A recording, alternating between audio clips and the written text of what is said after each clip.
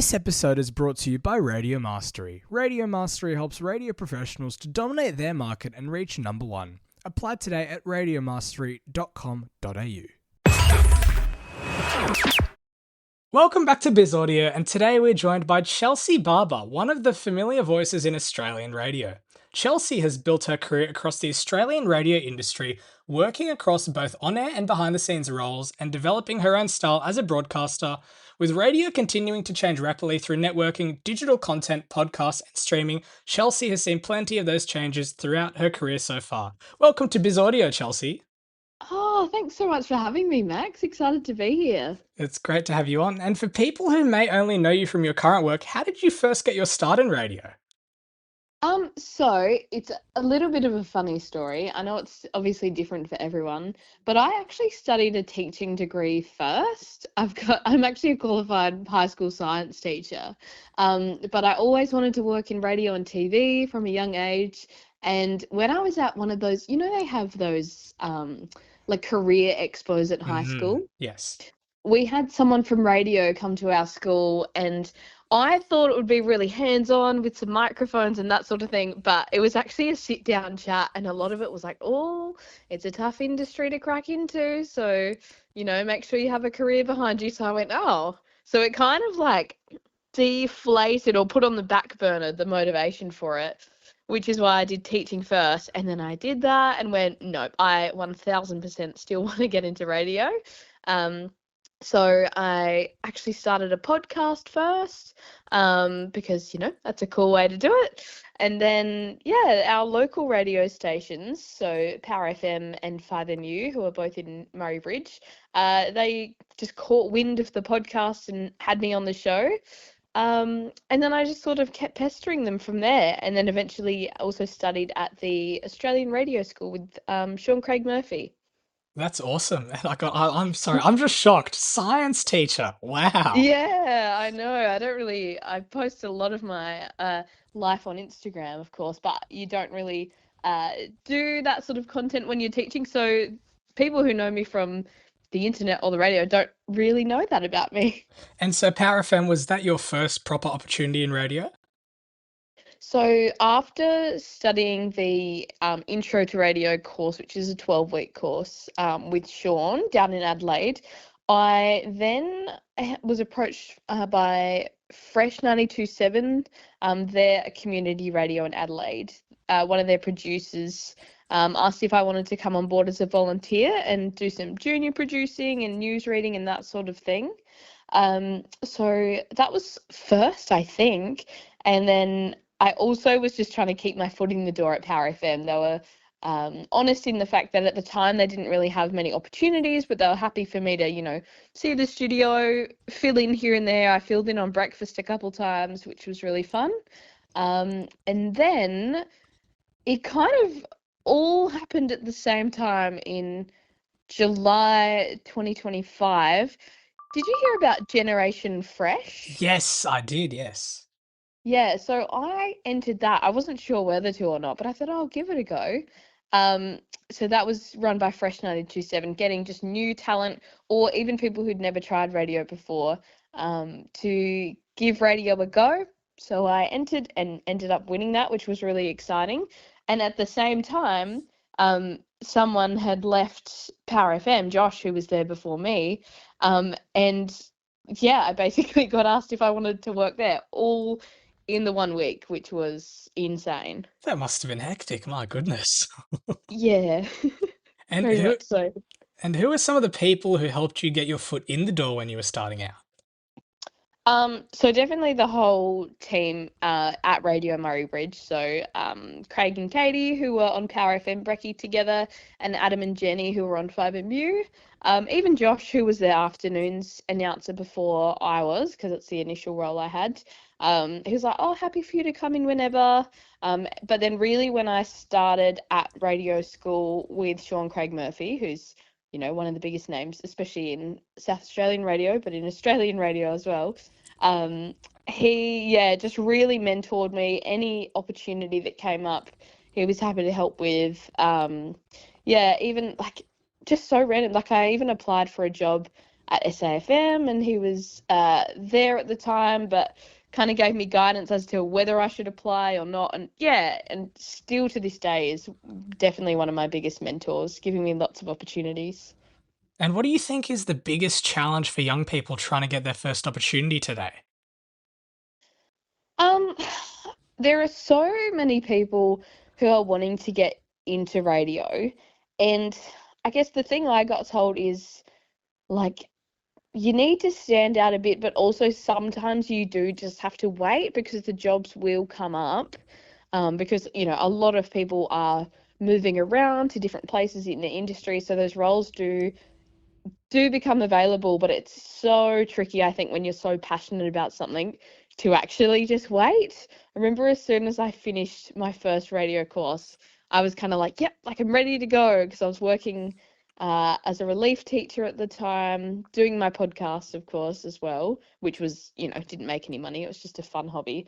And I was just itching to get into radio, but I knew there weren't any uh, local jobs, and I wasn't really in a position where I wanted to move away to get that role.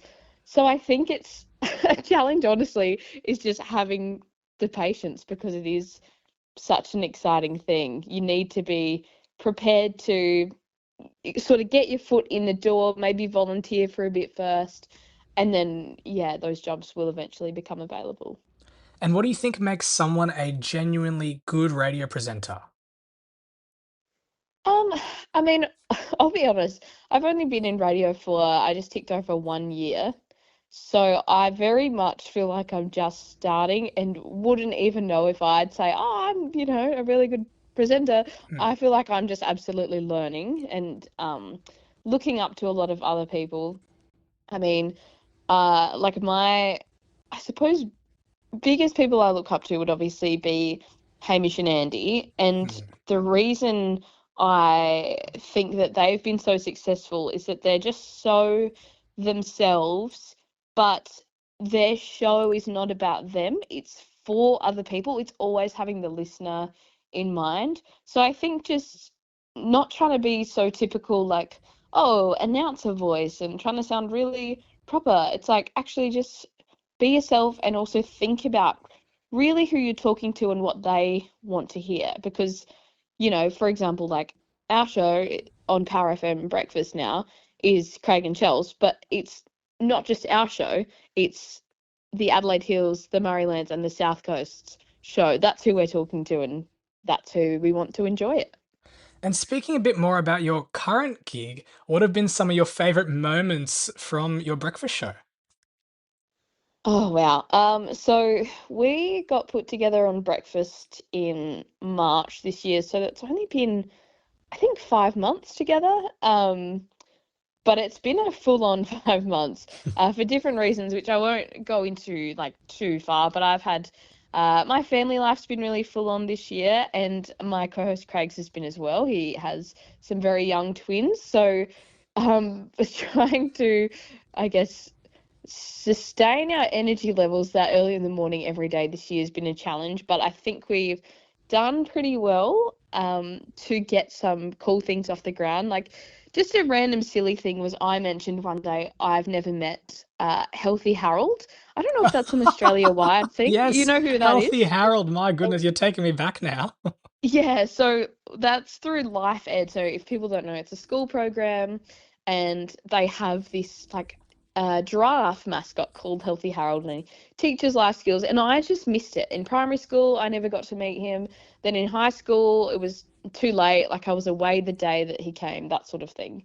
So we made this sort of joke about it on air, but then it turned into this really cool story arc of like, no, let's make this dream come true, let's meet Harold. And they actually came up to Murray Bridge. People got to meet him. We got to chat with Life Ed. They told us all about what they're doing in schools. So that was a really cool story arc that we kind of got off the ground within our first, I don't know, month or two, I suppose. But the other huge highlight this year has been we've had Tony and Ryan on the show. Oh, yep, Um, yep.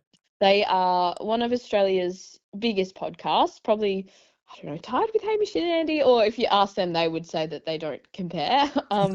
But yeah, they're very big idols to both Craig and myself, because people sum it up as they're kind of a community with a podcast rather than podcasters with a community, because they just involve the listeners in everything they do so well.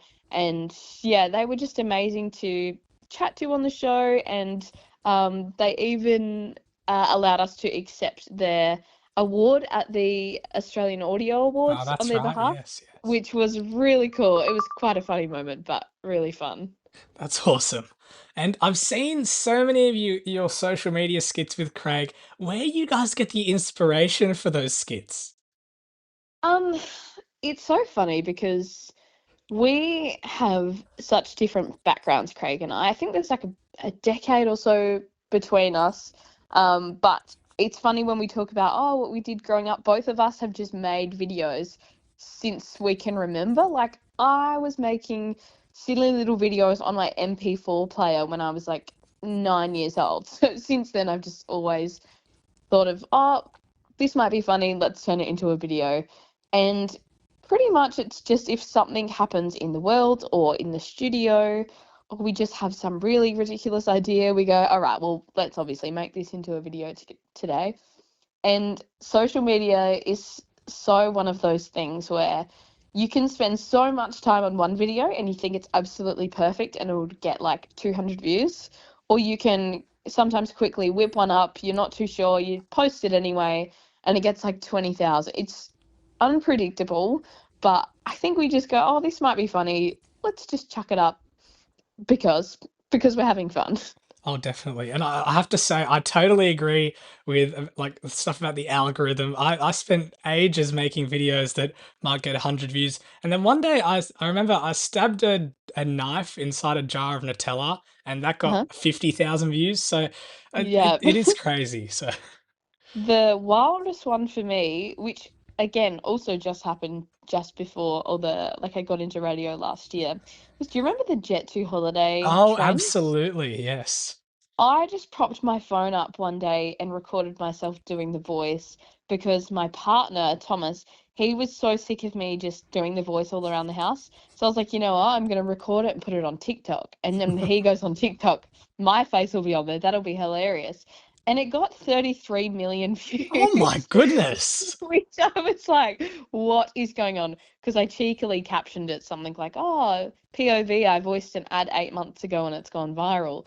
And then people went, "Oh my gosh, it's you!" And it just went insane. And I thought, "Oh gosh, I would have fixed the lighting and worn a nicer out. I think I was in my pajamas or something. I would have made that so much better." But yes, it is. It really is just about making what you enjoy and posting it, and then people who have the same sort of interests as you will come across it eventually. And speaking a bit more about on air, have you ever had anything go particularly wrong that you can laugh about now? Um, I mean, it has only been a year, so I hate to jinx myself, but not really yet. I suppose the only moments would be um, during live broadcasts, so outside broadcasts. I remember the first one I did last year. I think I was about a month into the role. I just learned how to do the setup, and I was doing a broadcasting from the Bend Motorsport Park. It's where they have like the supercars and that sort of thing. Um, and it was only small things like I forgot to put a stopper on, and there was actually a K&J sweeper that happened, and I talked over them and then put a stopper on after that and just went, "Oh, sorry, Carl and Jackie O." So, which is quite funny now. But yeah, just little things like that. Nothing super major yet. Yeah, if I just have hit the wrong button on a song, but it's kind of a moment in time and then it disappears, and then 10 minutes later people don't remember it. That is the beauty of live radio sometimes. And how would you describe the vibe of Adelaide radio or South Australian radio? I think from my experience so far, which is, mostly with people at Fresh and then at Power and 5MU, but even just other people that I've messaged, like everyone's just really supportive of each other. Everyone's just so passionate about what they do, happy to offer advice. Lots of people that have come through the radio school, like, will still stay in touch here and there, and it's just amazing to see them go off and do different things. I just think, yeah, radio is such a thing where everyone really wants to be that. Some people are at their jobs and they just are there because they have to and they don't really want to. I feel like radio is so the opposite. So the vibes are just pretty good. Yeah. I totally agree, definitely. Yeah. And I know you've only been on Power FM for just around a year now, but what has Hmm. been the biggest lesson radio has taught you so far? Oh, that's a big question, Maxi. um, I guess I think it's probably a different one to what other people might answer, but because I did go down the path of, oh, I'll do a teaching degree because it's a safe thing to do. And then I spent a couple years, and look, I worked with some really lovely people in teaching, and my students were amazing. But I spent a couple of years in that going, I don't see myself in this role. This doesn't really feel like me. I think radio has just been like, wow, I just feel so like myself, if that makes sense. Like, how good is it to have a unique personality and be a little bit quirky? And yeah, my laugh's really strange, but people still tune in and they enjoy what you have to say. And yeah, I don't know if that really makes sense, but just literally being yourself is the best thing that you can do, and that you shouldn't do things because you feel like you have to impress other people, if that makes Oh, sense. definitely. Totally agree. Yeah, yeah. And I'm very fortunate. I'm not in one of those situations where, my family never made me feel pressure to get a degree or anything. They've always been like, yep, you do whatever you want to do. And yeah, finally going, actually, let's do the less safe option and go into radio. That's been like, yep, cool. Now I feel like myself and I genuinely love what I do every day, which is awesome. Oh, that's awesome. Yeah. The industry has seen a lot of changes recently, including redundancies, networking, and changes to local and regional programming. Hmm. What do you think, sorry, where do you think Australian radio is heading, and what do you make of the direction it's heading in? This is probably going to be such a boring answer for you, but genuinely, I think that even though, we're moving into a lot of podcasting and there's all different technologies, but I just think radio is still so important. I mean, the amount of people, and it shocks me every time, but even just the amount of people in my hometown that are still listening to the radio. Oh, we love this segment you did the other day, and or they're listening to the other announcers who are in my building. They're not just listening because I'm there. Hmm. Um, I think like radio is still just so important because people love the real time conversations. They love the localism of it all. And I don't know, I don't think it's going to be lost anytime soon. Yes, I think there is more different audio platforms that we can listen to. Like I listen to a lot of podcasts myself, but I also listen to the radio a lot as well. I think you can have both. And having just worked in regional radio, do you think that there's definitely a really nice community feel about it? Yeah, I mean, for us, that's what our stations are all about. Like, we're based up in Murray Bridge, so, over an hour away from the city, by the river. Like, I live 20 minutes away from there myself. Craig lives, like, more in another part of our broadcasting region because we cover South Coast, Hills, and the Murray Lands, which is really broad. But we're able to talk to so many people from across South Australia because of that, which is just really cool. And yeah, we're often trying to go, oh, what's happening in, this town, or there's a little business doing this thing. And yeah, I think that's what we actually do at the start of our show every day is we look across, the community chats, or even just things like articles, but we look specifically for, right, what's going on in our region? What are the people talking about? Even just the other day, there was a new shop that opened in a place where we are in Murray Bridge, and it was kind of popping off in a community chat. And we're like, well, let's talk about that, which you wouldn't really do on a metro station, but it was, quite a topic close to us. So we went, oh, we can cover that for a break or two. Um, I think, yeah, it's people in those regions that are listening, so they want to hear what's happening around them. I think it's really important. Awesome. Well, just to finish off, I've got some quick fire questions to ask. Oh my gosh, I'm nervous. Are you ready? I think so. Favorite food? Chocolate. Coffee order? Um, Oat dirty chai. Wow, okay. Podcast you're Yep. currently listening to? Tony and Ryan, Hamish and Andy. Favorite musician? Ooh, can I say three? Yeah, absolutely. Michael Jackson, Ed Sheeran, Queen. Wow. Favorite actor? Oh, great question. It's supposed to be quick fire. Uh, I was gonna say Penn Badgley, maybe. Yep, let's go with that. And if you could have someone play you in a movie, who would it be? If someone could play me in a movie. Wow. I'm really watching Gilmore Girls at the moment. So the Okay. girl that plays Rory, the daughter in Gilmore Girls, I don't know, is the first one that came to my head. Wow. But like if someone wanted to add more personality to me, like Melissa McCarthy or someone would be absolutely hilarious to watch Wow. just an amped up, funnier version. Wow, Yeah, I okay. don't really know. That's a big question. Favorite sport?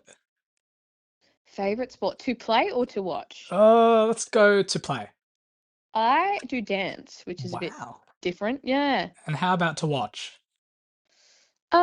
Probably, yeah, AFL. I don't mind. What AFL team do you go for? Oh gosh, it's so controversial because Craig and I are separate. He's a Crows boy, I'm Port Adelaide. Oh But my. I actually go for both Adelaide teams sometimes Wow. because they're both they say. Did you watch the game last night? No. No. I'll be honest, I did. I watched Spider-Man last night because we are Oh catching up on wow. them. What do you think of it? It was good. Well, I watched Homecoming. I'm catching up on the rest. Oh, okay, that's right, that's I right. haven't watched the new one yet. Yeah, me neither. Favorite radio talent, past or present? Hamish Blake. Oh wow, okay. Are you a morning person or a night person?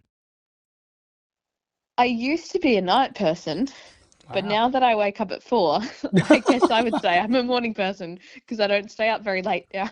So if you had the opportunity to do so, would you do a night show from 9 to 12, or would you stay breakfast? I think my preferences would be either breakfast from 6 till 9 like I do now or drive like a Will and Woody time slot sort of what's that time? 5 till 5 to 7, yeah. 8, 5 to 7, yeah, Oh that sort of wow. vibe. And do you have a dream holiday destination? Um, it's so broad, but Europe because my grandfather is from Scotland, so I would go there and I'd go to London, but then Italy, Greece, oh, stunning.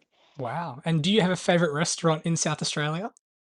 Oh, we love going out for Japanese. There's a few different spots there, but just Okay. recently we went for pasta at Osteria Oggi, I think is how you say it. Okay. Um, it was the best pasta I have ever eaten in my life, and perfect service. Wow, could not recommend it more. Wow. Also, Fugazi. If you're ever nearby and you go to Fugazi, divine. And favorite coffee shop in, I know I said favorite coffee, but do you have a favorite coffee shop in South Australia? I really should say one in our broadcasting region, but my one down in the city, I think would be Homeboy. It's actually a lad who started a coffee business in the Adelaide Hills and now he's moved to the city. And he just does the best cinnamon scrolls, sandwiches, matcha, coffee, and just great vibes as well. So he started in our region and then made his way to the big smoke. Oh, wow. Awesome. Well, a big thank you for joining us on Biz Audio. You can even check out Craig and Charles's new podcast, which I've been listening to. I love it. But you can also hear Craig and Charles weekday mornings from 6 to 9 on Power FM South Australia. Oh, thanks so much for having me, Max. It's been so much fun. Thank you for coming on.